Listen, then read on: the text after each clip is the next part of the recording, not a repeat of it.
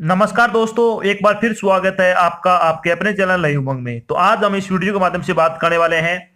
अभी बिहार में एक नई भर्ती का नोटिफिकेशन जारी हुआ है और ये जो लेटेस्ट वैकेंसी है बिहार में वो किस चीज की है? Bihar state cooperative bank assistant requirement 2021। यानी अभी बिहार स्टेट कोऑपरेटिव बैंक में असिस्टेंट जो मल्टीपर्पज के लिए क्या है भर्ती का जो नोटिफिकेशन है वो अभी जारी हो चुका है।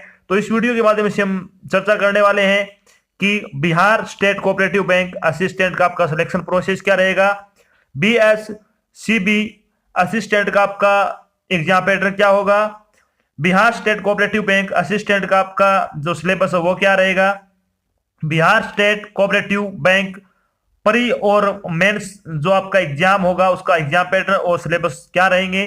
इसके अलावा अगर बात करें तो Bihar state cooperative bank assistant की आपकी सैलरी क्या होगी और भी बहुत सारी बातें जो आपके मन में डाउट बनी हुई है वो सारी बातें क्या हम इस वीडियो के माध्यम से क्लियर करेंगे।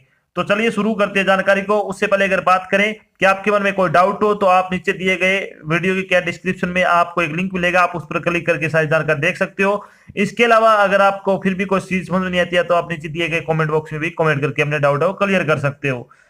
तो चलिए शुरू करते हैं। आज की जानकारी किस चीज के बारे में है? बीएससीबी असिस्टेंट यानी क्लर्क वैकेंसी 2021 का नोटिफिकेशन अभी हाल ही में आज आपका जारी हुआ है। बिहार राज्य सहकारी बैंक यानी बीएससीबी ने ऑफिस असिस्टेंट यानी क्लर्क के पदों पर भर्ती के लिए एक अधिसूचना जारी की है। इस अधिसूचना के अनुसार बिहार स्टेट कोऑपरेटिव बैंक ने असिस्टेंट की भर्ती के लिए 200 पदों पर आवेदन आमंत्रित किए हैं। योग्य और इच्छुक उम्मीदवारों 9 मार्च 2021 से 26 मार्च 2021 तक आधिकारिक वेबसाइट के माध्यम से बिहार स्टेट कोऑपरेटिव बैंक में बीएससीबी असिस्टेंट भर्ती 2021 के लिए आवेदन कर सकते हैं। यहां हम Bihar state cooperative bank assistant यानी मल्टीपर्पज असिस्टेंट की जो वैकेंसी है उसके ऑनलाइन फॉर्म के अन्य विवरण जैसे कि इसके लिए आयु सीमा क्या होगी, शैक्षणिक योग्यता क्या होगी, चयन प्रक्रिया क्या होगी, आवेदन शुल्क क्या रहेगा और आवेदन कैसे करना है, इसके अलावा प्री और मेंस का आपका एग्जाम पैटर्न क्या होगा और प्री और मेंस का आपका सिलेबस क्या होगा।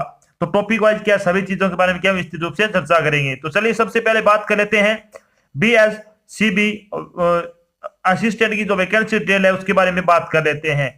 तो एक तरफ आपको कैटेगरी दे रखी है, एक फिर आपको क्या Bihar state cooperative bank limited के अंदर जो भर्ती है, फिर क्या है 11 डिस्ट्रिक्ट के अंदर सेंट्रल कोऑपरेटिव बैंक में है वो भर्ती है। तो ध्यान से देखना आपको। अनरिजर्व की अगर बात करें तो 11 पोस्ट है। सबसे पहले बात कर लेते हैं Bihar state cooperative bank limited की।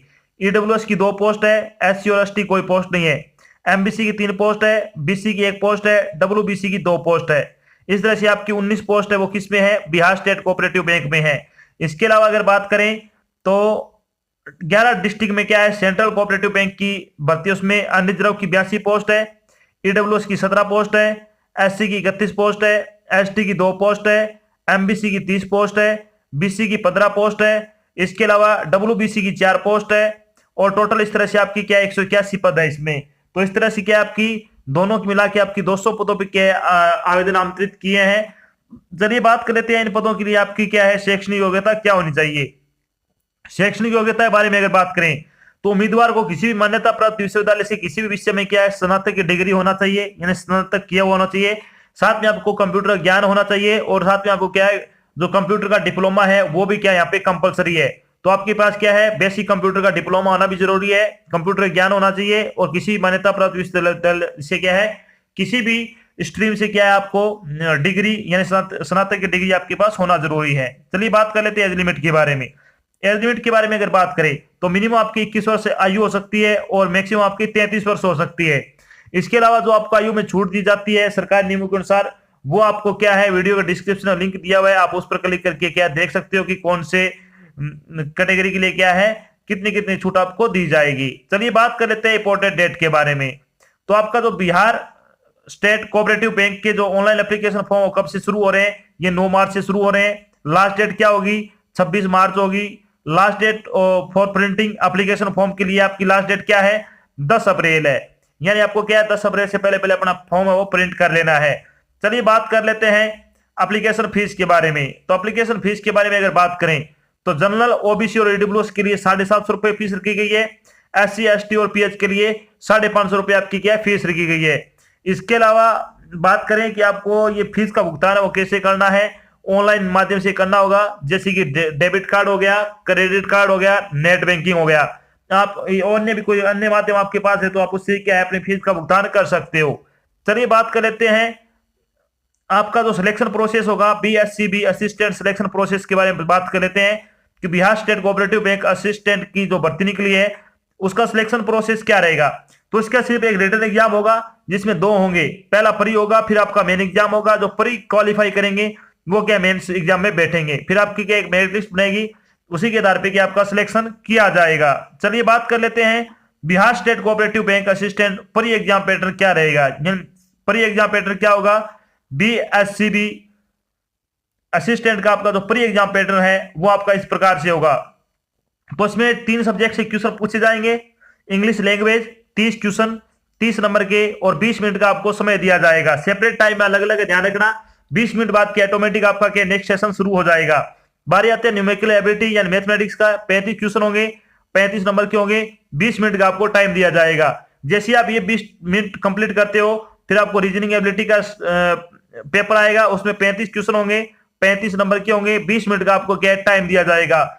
और टोटल आपके 100 क्वेश्चन होंगे, 100 नंबर का पेपर होगा, 60 मिनट आपको क्या दिए जाएंगे पेपर को हल करने के लिए।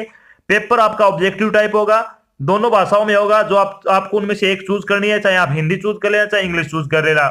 इसके बाद अगर बात करें तो आपकी नेगेटिव मार्किंग है इसमें 0.25 अंक क्या इसमें नेगेटिव मार्किंग भी है, ये भी आपको क्या अच्छी तरह से ध्यान में रख लेना है। सिलेबस के बारे में नीचे विस्तृत रूप से चर्चा करेंगे, उससे पहले बात कर लेते हैं BSCB assistant mains exam pattern आपका क्या रहेगा। यानी Bihar state cooperative bank assistant जो मल्टीपर्पज के लिए होगा, मेंस एग्जाम का पैटर्न क्या रहेगा इसमें। तो इसमें आपके 5 सब्जेक्ट आएंगे, 5 सब्जेक्ट आएंगे, कौन कौन से आएंगे, 3 तो सेम रहेंगे, रीजनिंग, क्वांटिटी एप्टीट्यूड और जनरल अवेयरनेस। रीजनिंग के इसमें 40 क्वेश्चन आ जाएंगे, 40 नंबर के होंगे, 35 मिनट का आपको यहाँ पे टाइम दिया जाएगा। क्वांटिटी एप्टीट्यूड के 40 क्वेश्चन होंगे, 40 नंबर के होंगे, यहाँ पे भी आपको क्या 35 मिनट का टाइम दिया जाएगा। इसके अलावा अगर बात करें जनरल अवेयरनेस की, 40 क्वेश्चन होंगे, 40 नंबर के होंगे, 15 मिनट को आपको क्या यहाँ पे समय दिया जाएगा। इसके अलावा अगर बात करें जनरल हिंदी और इंग्लिश के बारे में, तो आपको क्या इनमें से एक चूज करना है, इन दोनों सब्जेक्ट में से आपको एक चूज करना है, चाहे आप हिंदी कर लेना चाहे इंग्लिश कर लेना। 40 नंबर के क्वेश्चन आएंगे, 40 क्वेश्चन आएंगे, 35 मिनट का आपको क्या समय दिया जाएगा इसमें भी। अब बात करते हैं आपका कंप्यूटर नॉलेज का आएगा, 40 क्वेश्चन होंगे, 40 नंबर के होंगे और 15 मिनट को क्या आपको समय दिया जाएगा। तो इस तरह से क्या ये आपका मेंस का एग्जाम पैटर्न होगा। टोटल 200 क्वेश्चन होंगे, 200 नंबर का पेपर होगा, 150 मिनट आपको दी जाएगी और ये टाइम आपका सेपरेट होगा, ये अलग अलग टाइम होगा अलग अलग सब्जेक्ट के लिए। पेपर आपका ऑब्जेक्टिव टाइप होगा, दोनों भाषाओं में होगा, जिसमें से आपको क्या एक भाषा में आपका चयन करना है, चाहे आप इंग्लिश चूज कर लेना चाहे हिंदी कर लेना, और सब्जेक्ट भी आप एक चूज करना होगा यहाँ पे, चाहे हिंदी के कर लेना चाहे इंग्लिश के कर लेना। फिर क्या आपकी इसमें नेगेटिव मार्किंग होगी 0.25, इसमें की आपकी नेगेटिव मार्किंग है, यह भी आपको ध्यान रखना है, जितना हो सके आपको क्या अपनी एक्यूरेसी को सुधार करना है। सबसे बड़ी बात अगर मैं बताऊं आपको एक्यूरेसी कैसे सुधारनी है, तो आपको क्या करना है, आईबीपीएस के प्री और मेंस एग्जाम के जो आप प्रैक्टिस सेट आते हैं वो ले आना आप आराम से। क्या है, अगर वो प्रैक्टिस सेट आप डेली लगाओगे, एक ऑफलाइन लगाना एक ऑनलाइन लगाना, और साथ में आपको क्या टॉपिक वाइज तैयारी करनी है, उनको डेली आपको क्या एक सोल्व करना है। जैसे जैसे आपका टाइम बीतेगा, स्टार्टिंग में आपसे हो सकता है कि प्री का अगर लगाओगे तो 100 क्वेश्चन में आपके क्या 40 से 50 क्वेश्चन हो, धीरे धीरे आपका टाइम है वो सेटअप हो जाएगा, अच्छे आपके अंक आने लग जाएंगे। तो आपको क्या मेंस जो आप एग्जाम में बैठोगे तो आपको क्या इसमें आपको नई टेंशन होगी और आप अच्छे नंबर से पास हो सकोगे। आपका बैंकिंग में क्या है, एग्जाम को पास करने का ये एक बेस्ट तरीका होता है। एक डेली क्या आपको प्रैक्टिस सेट लगाना है, ये आपको ध्यान रखना है। चलिए बात कर लेते हैं आपका सिलेबस क्या रहेगा। तो आपका प्री और मेन, इससे पहले बात कर लेते हैं पेपर आपका ऑब्जेक्टिव टाइप का होगा, प्रत्येक सही उत्तर के लिए 1 मिलेगा, प्रत्येक गलत उत्तर के लिए क्या 2 अंक है वो काटे जाएंगे, ये मैं आपको बता चुका हूं। तो चलिए बात कर लेते हैं सिलेबस के बारे में, यानी Bihar state cooperative bank assistant का आपका सिलेबस क्या रहेगा। तो प्री और मेन का जो सिलेबस होगा वो सेम टॉपिक से होगा, ये ध्यान रखना आपको, लेकिन आपका क्वेश्चन का लेवल अलग अलग हो जाएगा। यानी प्री में बिल्कुल हल्के हल्के क्वेश्चन आपसे पूछे जाएंगे, मेंस में आपसे क्या है बिल्कुल हार्ड क्वेश्चन पूछे जाएंगे। तो इतना फर्क है, बस सिलेबस आपका क्या दोनों का सेम रहेगा। तो बात कर लेते हैं इंग्लिश का। इंग्लिश का सिलेबस क्या रहेगा आपका, इसमें आपसे कौन कौन से क्वेश्चन पूछे जाएंगे, verb, subject verb agreement, adverb, comprehension, unseen passage, error correction, sentence rearrangement, article, tense, fill in the blank, grammar, vocabulary, idiom and phrase, synonyms और एंटोनिम्स, इनसे संबंधित आपके क्वेश्चन आएंगे। और इनको क्या आपको अच्छी तरह से क्या डेली अगर जब आप प्रैक्टिस सेट लगाने लग जाओगे तो आपको इस चीज का पता लग जाएगा। बाकी इसकी अगर बात करें सेक्शन कट ऑफ होगी तो उसमें मैं आपको बता दूं कि आपकी क्या 5 से आपकी कम ही मेरिट रहेगी। अगर ये 40 नंबर का है या फिर 35 नंबर का है तो इसमें से आपको सिर्फ 5 अंक लाने होंगे पास होने के लिए मात्र, क्योंकि बहुत कम जाती है इंग्लिश की मेरिट, ये ध्यान रखना आपको। चलिए बात कर लेते हैं रीजनिंग का सिलेबस क्या रहेगा आपका। रीजनिंग का सिलेबस होगा number series, coding decoding, alphabet series, mirror image, word lesson, number ranking, non verbal series, analogy, clock and calendar, decision making, direction, arithmetical reasoning, cube and dice और embedded figure आदि से संबंधित आपके question होंगे। इनको क्या आपको अच्छी तरह से लगाने हैं। चलिए बात कर लेते हैं न्यूमेरिकल एबिलिटी का सिलेबस क्या रहेगा आपका। तो इसमें क्या क्या आएगा, number system, mixture and alligation, percentage, profit and loss, simplification, ratio and proportion, average, decimal and fraction, problem on age, time and distance, simple and compound and rest, time and work, HCF and LCM और data interpretation यानी DI. तो आपको सबसे बड़ा महत्व इसमें रहेगा math में, अगर आप टाइम को सही अज्यूम करना चाहते हो तो आपको क्या सबसे पहले आपको आपकी जो कैलकुलेशन है उसको सुधारना होगा। कैलकुलेशन सुधारने के लिए आपको क्या करना है, 40 तक आपको क्या टेबल याद होने चाहिए, 40 तक पहाड़े अच्छी तरह से याद कर लेना। और 50 तक आपको क्या है, क्यूब यानी घनमूल होते हैं जो क्यूब आपको याद कर लेने हैं 50 तक। 100 तक आपको क्या है, आपको याद होना चाहिए स्क्वायर जिसको वर्ग बोलते हो 100 तक। ये तीनों चीजें अच्छी तरह से कर लेना। जिस दिन आपने ये चीजें अच्छी कर ली आपकी कैलकुलेशन अच्छी हो जाएगी। और इसमें बैंकिंग में सारा जो खेल होता है वो सिर्फ कैलकुलेशन का ही होता है।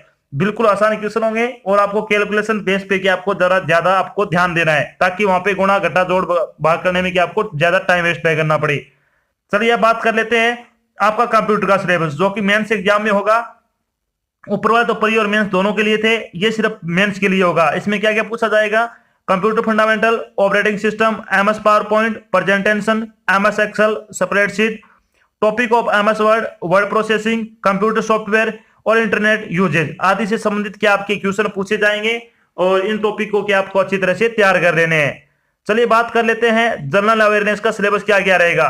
तो जनरल अवेयरनेस में करंट अफेयर है वो ज्यादा मायने रखेगा। इसमें पिछले 3 महीने की आपके समय की या फिर जो भी आती है आपके पास करंट जीके की उसको ले आना और उसको अच्छी तरह से घोट के पी लेना क्योंकि उसमें से ज्यादातर क्वेश्चन उसमें से ही आते हैं करंट जीके के। फिर बात करते हैं science, innovation and discoveries. Science के बहुत कम क्वेश्चन पूछे जाएंगे जो करंट में चल रहे हैं। बजट एंड 5 ईयर प्लान्स ये भी आपके करंट के पूछे जाएंगे। नेशनल इंटरनेशनल ऑर्गेनाइजेशन जो कि अभी करंट में क्या है न्यूज में है वो पूछे जाएंगे। इसके अलावा अगर बात करें बुक एंड ऑथर्स की तो जो करंट में है जो अभी बुक आई है या फिर जिन्होंने लिखी है उनके बारे में पूछे जाएंगे। एब्रीविएशन, अवार्ड एंड होनर्स ये अभी जो करंट के हैं उनमें से ज्यादा पूछे जाएंगे। Imported financial and economic news जो अभी करंट में चल रही है।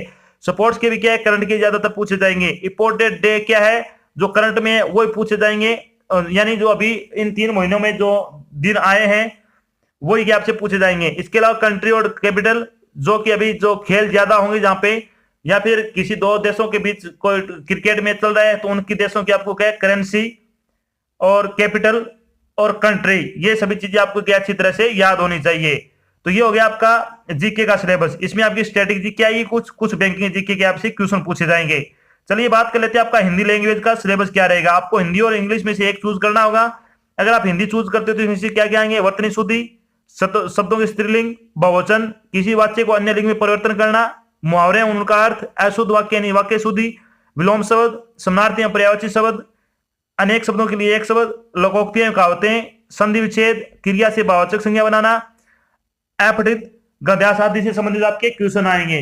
तो ये तो हो गया आपका सिलेबस जिसमें से क्या आपका पेपर आने के पूरे चांस है। और बाकी आप आईपीपीएस के या फिर आरआरबी होते हैं जो ग्रामीण बैंक है उनके प्रैक्टिस सेट उठा लेना, उनको आप अच्छी तरह से लगाना, आपको सारी चीजें समझ में आ जाएगी।